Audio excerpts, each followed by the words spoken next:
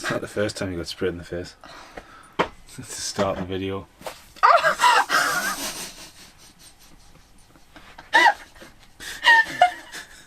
You fucking prick.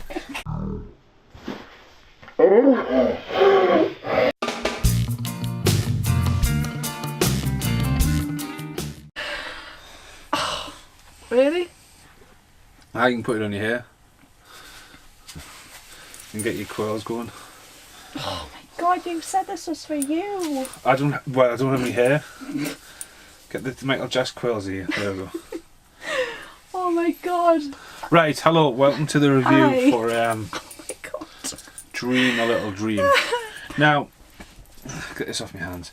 Recently, I was lucky enough to pick up a very rare copy of it on VHS. Wanted this for absolute years. I'm talking nearly 25 years. I tried to track this down. It has been around, entertainment and video. I do have the very rare soundtrack of it, as well as the sequel on DVD, and the VHS is up there. So yeah, lots of things. Dream a Little Dream. Now, I don't really have any fond memories of Dream a Little Dream. I remember thinking, right, it'd be cool, it'll be awesome. So Corey Haim and Corey Feldman reunite once again after the Lost Boys, and just after License to Drive. And this is a weird period of time. A couple of reasons why. One, Corey Feldman was wanting to get into more drama roles. He was maturing a bit. He was also taking a lot of drugs, and so was Corey Haim. Corey Haim broke his leg at the same time, and the director and the studio were very pushy to get Corey Haim also in this film because License to Drive was such a big hit. The phenomenon known as the two Corys had happened, and basically the film, which originally would have had some grounded structure, becomes almost two films. Yeah. It starts off Corey Haim, Corey Feldman are all like, as they were friends, you know, sleeping over each other's houses and talking and getting to know each other. They've got the Lost Boys on the wall. There's a poster of the cast. They've also got a picture of Michael Jackson. Feldman's because Feldman's went from being that surfer dude, yo, Rumfield, to pizza dude, to like having Wacko Jacko hair. Yeah. Now it suffers, I think. So the storyline is weirdly, I would say it's simple. It is not simple. You've got the two Corys. Dinger is just Corey's friend. Bobby, played by Corey Feldman, is in love with Lainey, one of the third friend's girl. Meanwhile, this old couple are practicing their yoga. And he's obsessed with doing it out in his yacht garden. Fucking hell, how loud is the telly on downstairs? Anyway, different story. Turn the television off next time. Right, so anyway, they're out in the yard. He is practicing what dreams are. He doesn't know what dreams are. He's thinking, what are dreams? He's doing this. And it gets weird. Yeah. It gets really weird because as the two stories merge, because this guy lives next to the school and the kids use a shortcut, a very lazy shortcut, through his garden. The film's really bizarre because the dialogue starts crossing between the two. He's talking to his wife, and Corey Feldman's talking to Lainey, and it's one continuous conversation, but it's cut between four people. Took me a while to work out. Moose in your hair. But yeah, so that's one thing. Took me a while to work out what and then, like, this weird thing happens when they're doing the yoga in the yard. Corey Feldman's running around. She's on her bike, she's on a bike, and they crash into each other, and the old couple disappear. And the old man goes into Corey Feldman's body, and he goes back to school the next day not knowing where he is. Corey Feldman's character Bobby's in Dreamland. The old woman disappears. Completely far, like ages, well over an hour or something, wasn't she? And it's weird, a weird thing between him going back to school and like a Freaky Friday kind of thing, while Feldman decides to live in Dreamland. And he's trying to get with a girl, he thinks it's his wife, but she was like, I want to watch it, especially after License to Drive. It was funny though, because the front cover just does not represent the movie at all, does it? Yeah. Because that cover, you would just expect like 80s, high school, teenage, like whatever, and then it was just like Well, yeah, it is. It's totally branded. I mean, Jason Robards. Harry Dean Stanton's in this. He's like the star of it. He's not even on the box. He's not even on the DVD. The main actor. It's just weird. I mean, it even goes weird with the bog paper. It goes to Dreamland. It goes all blue, and there's just bog paper everywhere. You look behind them, there's just bog paper there, and just bog paper over there, and it's like, right, okay, that's weird. I think if you picked that up and had never heard of it or ever seen it, and you watch it, and you would have thought, that is not what I was expecting by the cover. I mean, at all. It's definitely the what the fuck out of theirs to me. I mean, they made a sequel. About 10 years later, there's a sequel. I'm intrigued by the sequel. We haven't watched that yet. But no, it's weird because Corey Haim is clearly on drugs in this. Oh yeah. It was like he just wandered onto set and just got told, "Oh, just do whatever you He's want." constantly got his stick. He's constantly playing on the fact that he does have a broken leg. Mm-hmm. Did you notice how he disappeared for a little bit too? Because he was injected into the story, you can tell that. Yeah, you kind of didn't see him for ages. Even on the front cover. Well, that's the selling point of the 80s though. Because it's the two Coreys, of course. I'm just going to put the light out now. It's proper gone dream sequence. Need to stop being lazy and put some proper lights up next time. But no, it does that. He's just been given all, like... I mean, the soundtrack's awesome. Oh, the soundtrack's And the soundtrack's really good. But I really wish it wasn't so rare. It's rare, and like the bands aren't even credited on the back. It's that rare. I mean, R.E.M. and that are on it. I mean, this is definitely got to go on my computer. Oh, Standout song for me on this is definitely "Time's Running Wild." Really well good soundtrack. Dream Little Dream. Now let's talk about one of the obvious weirdest fucking things in this. So we talked about Coleman, who was the old man, body, mind going into Corey Feldman's, right? And there's a bit in the gym. And remember, Coleman's this guy who likes to do this and likes to do all the slow happy dance. You know, all of a sudden, fucking hat comes on. Just shove me out of the way. Let's not forget how amazing she was in this scene. She's as amazing. Well. She's beautiful. Oh my god. But he's doing the whole. And there's even a fucking really close up bit when it shows you his feet go. Yeah. He's doing the full Michael Jackson thing. Mm-hmm. Feldman and Jackson were good friends at that time. Corey Feldman and Lonnie reunited in Edge of Honor as well. I remember. Oh well, yeah, I know that.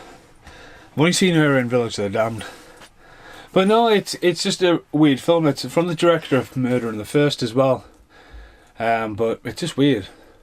Going back to that scene in the gym reminded me of one of my favourite movie scenes ever. I think I said this to you last night, didn't I? Don't say 10 things I hate about Oh, you. it did though. When Heath Ledger is, Well, that scene just reminded me of that.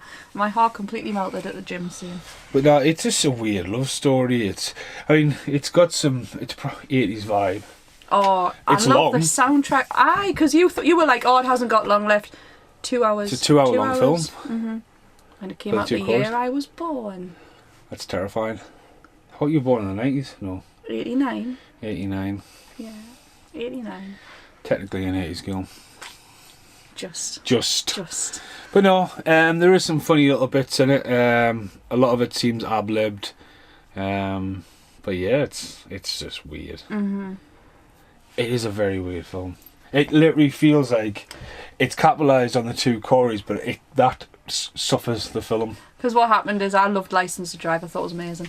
And he was like, what do you want to watch tonight? And I was like, can we watch Dream a Little Dream after I watched License to Drive? And he was like, oh, it's batshit crazy, man. I was like, that's fine.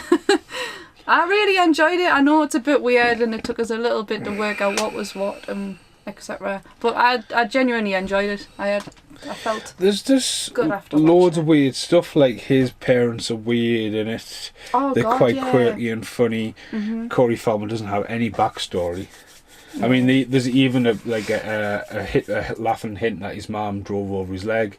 Haim actually broke his leg while with his mum. Yeah.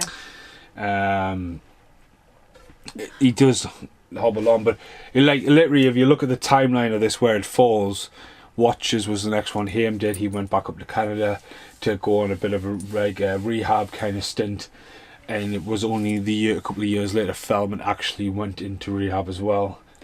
So you can see both of them just being party animals. I mean, the height of their popularity at that point would have been ridiculous. You know what scene got me as well? Well, it didn't get me. It was just quite dark and brutal, serious and that. I thought Feldman was amazing. Was when Lainey's boyfriend had the gun to the other friend's head, and Feldman just went like mental, and I was like, oh my god, it was such a good scene. There's a lot of dark tones in it, but again, that's what I was saying. It's a very... I don't think it was meant to be what it was. Even when he went back to her house and she'd fallen asleep, and like obviously he had like he cuts his hand and it looks like he's trying to kill her and it's bleeding. It does. It's got a lot of dark tones, and especially if you see Mirror in the first, the director's done a cracking job. But I think this film suffers because of the two Coreys in it. I think it's it's financed. I mean, it's obviously it's now became a cult film because they're in it. Do you think it would have been a better movie with just Feldman in? The thing is, no, because Feldman's character needs a best friend in the movie, and that is Corey Haim at the time, and there's genuine friendship there. Well, I said to you, didn't I? Because there's scenes where they're just walking down the street and they're like, "Oh, you're my best friend," etc. And I said to you, didn't I? Says, "Oh, it's like a day in the life of." Aye, but then you look at how that's cut into the film, and especially when you're trying to see Harry Dean Stanton and Jason Robards trying to have this. Their conversation, his relationship with his wife, it's almost like the film speeds up then slows down, speeds up and slows down. Do you think those scenes were just randomly put in? Just for... It's definitely a victim of like trying to pace it out and editing. It's definitely a bit of a mess in editing. I mean, they've tried to do that whole thing we talked about before when the conversation carries over and he'll be talking and then the other woman will answer, then he'll answer back to her. And it's so weird. When they're sitting on the wall. But that, like on paper, that might have been great to execute. But then when if you look at the start of the film, it starts off with Corey Haim and Corey Feldman talking. Now, even back to when Corey Haim is sitting in the car waiting for Joel to come out, and it keeps fading to black.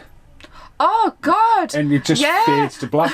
I thought there was something wrong with the DVD. But he comes back and it just fades to black. Oh, 3 times. And honestly, it looks like 3 different takes of just Corey Haim ad-libbing while he's sitting in the car.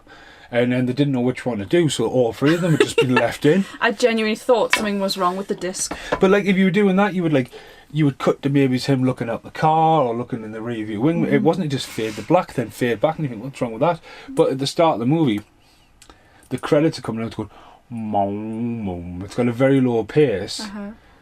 And you think, what's going on here? Then, like, it's just them, and then all of a sudden it hits the Dream Little Dream, which has 4 different versions. I mean, Corey Haim and the lead actor dance it off at the end. I mean, what's going on there? That was cute. And then Corey Haim in the dream sequence. Corey Haim? Corey Feldman. Was Feldman at the end? No. Your favourite suit. Who's red pants and his red shoes. Oh!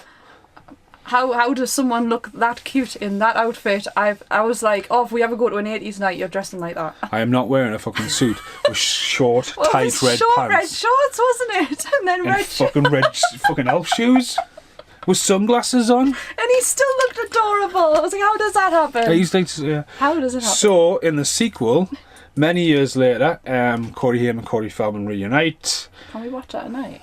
We'll have to watch that on VHS. That's fine. But in the film, Coleman, who's not in the movie, sends the guys a pair of glasses. So when one puts one on, whatever the other person's doing, he does. So it's all about dream states of mind. It gets batshit crazy. I'll see you in the outtakes. So they were in. So educational. They both auditioned for Mouth and the Goonies. And then Feldman got that. They both auditioned for Lucas. Haim got Lucas. Corey Feldman says, "Who's this other Corey?" And they became friends because Corey Haim rang up and went, "Hey, we got the same name. We should hang out together." He's just like, "Who the hell is this guy?" It's all in his autobiography, which is an amazing read. So they're in Lost Boys together. They both auditioned for the lead role in License to Drive, but they were cast differently. So they're in that together. They were then in Dream a Little Dream. I think they then took a break because they were on too many drugs. They got a free picture deal later on. They were in Blown Away together. Dream a Little Dream 2. Come on, what else were they in? Scuba School, also Last Resort. Feldman directed him in Busted, which which is a terrible film. And then they were in The Lost Boys together, and I think that's it. And the TV show. Yeah, there've been quite a lot of films, considering they're all their films over there. Quite fancy watching the TV show. Stepped out got Amazon Prime, I probably could. It should have been released. I don't see why not. It's only ever going to be 2 seasons, isn't it? You know what I mean? Release it. Yeah. Yeah. Definitely going to read his biography though. Biography is amazing. Just talk about Dream Little Dream. That could be another video. But see, the thing is, it's like only a couple of years beforehand. It's very close that he did Stand By Me, maybe 2 years before. Yeah. And he's like, they're up there. Like the cast of Stand By Me. I mean, River Phoenix nails it out of the park. Will Wheaton, they're all amazing. Mm-hmm. And then he just got in some weird films after that. And Dancing on Ice. Years later. My mum was like, I hate him. I was like, don't say that. And Please when I don't was say like that. watching, I watched the reveal of Dancing on Ice actually. They were introduced them, and Corey Feldman comes out, and then fucking Oh, don't drop John Carpenter. fucking Sebastian walked out. I was like, what's Sebastian doing there? I messaged him, I was getting you on Dancing on Ice. He was like, yep. Oh. My mum was like, oh God, I hate him. And I'm sitting there like, just don't. So Sebastian, please." why are you doing fucking Dancing on Ice? It's like, fucking hell. But yeah. Dream a Little Dream, over and out. Where's that moose at? No. No. You know, if Sluggy ever seen the Goonies, I've got a friend called Sluggy who's never seen the Goonies. You know what would happen if Sluggy finally seen the Goonies? He'd be like, oh, I've seen the Goonies. Oh. He'd be like, oh, I've seen the Goonies. He'd be fucking jizzing like that. He'd be like, oh, the Goonies. I hope this is not in the outtake. It isn't the outtakes. Oh my God. That's Sluggy, when you see the Goonies, you will just jizz. Thanks for watching. Goodbye. Goodbye. Goodbye. Oh my God. So, what's happening? Corey Feldman's coming to HorrorCon. Yeah. Sorry. We're in the middle of shooting a music video and this thing, and Thingy over here just had to leave and go and sit down somewhere. Thingy.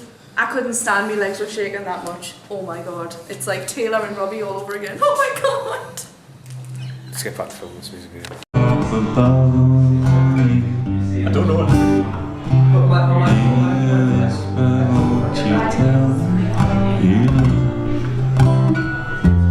birds singing in the sycamore tree. Dream a little dream on me. I'll learn it for next week.